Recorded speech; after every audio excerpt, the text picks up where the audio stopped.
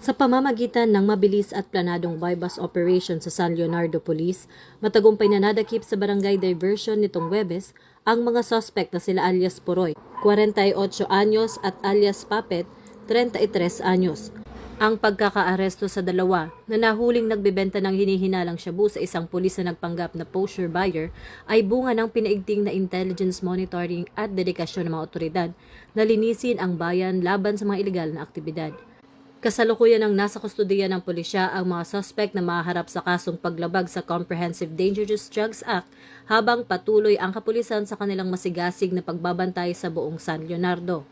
Pinapakita ng tagumpay na ito ang seryosong commitment ng PNP sa kanilang kampanya laban sa droga at ang kanilang mabilis na pagtugon upang matiyak ang kaligtasan ng komunidad. Ito ang bagong PNP para sa bagong Pilipinas, serbisyong mabilis, tapat at nararamdaman.